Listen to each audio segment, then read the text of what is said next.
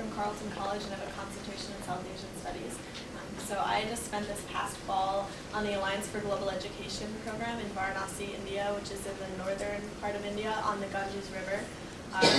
And I have this clicker. Forget about that. My program was called The City, the River, and the Sacred.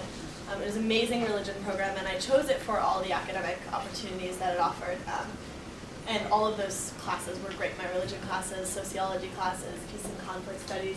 But what I didn't expect at all that I will be talking to you guys today is that I took a culture and practice element of this study abroad. And a little background, I have lots of passions, and weaving is not one of them. Textile is not one of them. And in fact, visual art is never, I like looking at it, but I've never really done any art classes. I'm not naturally gifted at art. So I chose this just because we had an option between sitar playing, which was not really going to happen for me, or yoga, or a textile apprenticeship, and I thought, I can take yoga classes in the US, and I haven't, so if there's some reason I haven't taken advantage of it, I'll try something totally different. I didn't even know beforehand if it was going to be weaving or ceramics, so I got in and I had no expectations whatsoever, and it ended up being really phenomenal. So the textile apprenticeship was made up of 2 components, and the first of which was a theory component. So once a week I took a cycle rickshaw down to Banaras Hindu University for a theory class at their art campus, and we also took a bunch of field trips, which really got me into Varanasi more than I would have otherwise. We had lots of field trips for all my classes, but the weaving field trips were amazing. We learned a lot about the economic structure of the weaving industry, which is central to the economy and the culture of Varanasi. If anyone knows Varanasi, it's often because the Banarsi sari is very, very famous in India. Women get married in Banarsi saris. So we met, this is one of the master weavers in Varanasi.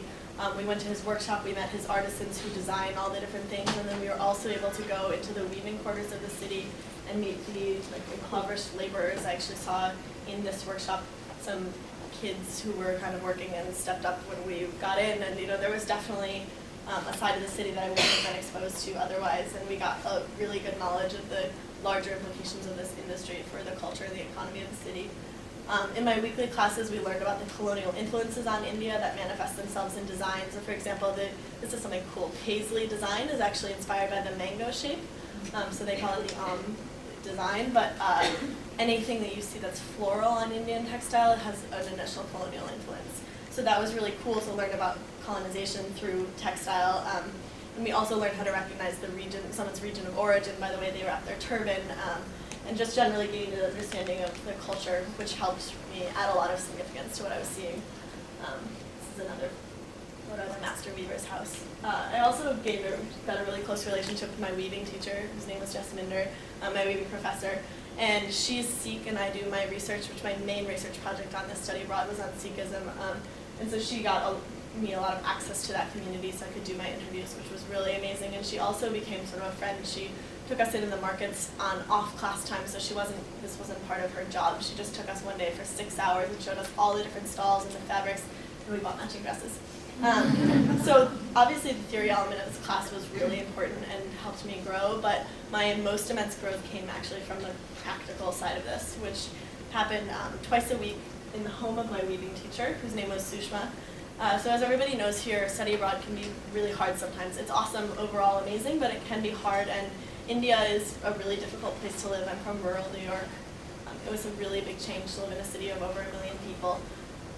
So it can be wildly overwhelming. But for me, this twice a week rickshaw ride through the city to Sushma's house was worth it. It was one that I anticipated because when I got there, it was just this oasis of plants and quiet and kindness and art. I spent hours and hours in this tiny room with her big loom and another student, Laura. You'll see more pictures of her. There was 2 of us in the apprenticeship. And she taught me not only how to spin the cotton that she grows in her yard into thread on an antique khadi wheel, just like Gandhi used. But she also taught us about Gandhi and about how for him spinning thread was a type of yoga and how we could calm ourselves through this. And she taught us how to weave those threads that we spun ourselves into cloth and how to make tapestries. We learned how to do batik with wax. We learned how to dye the tapestries that we made with dye that we made ourselves from Lord Krishna's favorite flowers that she grew in her garden. We taught how to do traditional Rajasthani tie-dye with string and garbanzo beans. She taught us how to block print. I'm doing block printing, and she also, all these stamps have different religious meaning. She taught us the different symbology of religions that we used in the stamps. So Sushma was the official teacher of our craft apprenticeship, but her family also had a huge presence in our time. So this is her father, who spoke sort of minimal English and was very friendly with us, and he was always happy to see us. But her mother, who didn't speak a single word of English at all, not even a hello, ended up teaching us how to crochet doilies. So Sushma had already taught us about the colonial influence that led to this being such a popular craft among women her mother's age. But her mother would sit with us on the floor and speak to us in Hindi slowly and clearly, and by the end it really strengthened my Hindi. I was also taking language classes, but I also just realized how much I could understand about her and about her culture without even having the language. We had a lot of fun. India, as I said, was really hard sometimes, but weaving classes never were. Sushma's family made us chai every day. They made us homemade versions of street food that we couldn't eat because street food. So they didn't want us to miss out on these cultural experiences. And through the conversations, we developed friendships. I learned about the culture and history, and I learned about which legend went with which deity, and how to form a bond with someone whose culture was so different from my own. I also journaled a ton in India, and I just wanted to share a little passage from my final entry, which I wrote in the Delhi airport. And I said about my last night in Varanasi in my bed with my host family. I went to bed, but I basically didn't sleep. I was awake for hours, trying to meditate myself to sleep by thinking about reasons I wanted to go home, or listing reasons to leave India. But I guess part of growing around and in and into a place is that the little reasons to go, being stared at, struggling with Hindi, dirt, cow manure, being harassed for rickshaws, suddenly felt like reasons to stay. I've always been so cynical, shame on me, of study abroad as a true experience, and I remember thinking that studying abroad somehow wasn't actually living there.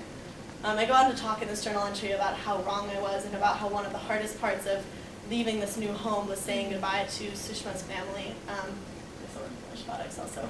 When I reread the journal in the Delhi airport, there was one passage that really, really struck me. And that was something I'd written after my second weaving class about Sushma's mother and how she was really traditional and always kept her head covered when we were in the house. And when I read that, I just started crying because I realized, I don't know when the transition happened, but she stopped covering her head when we were there. You can see she doesn't have her head covered in this photo that we took when we left. And when, from my weaving apprenticeship, I know that traditional Indian women keep their head covered often when non-family members are in the home. So I don't really know when that transition happened, that she came to see us as family members in her home, but I know that it was really important to my experience in India and my understanding of this culture, its diversity, and its kind, amazing people.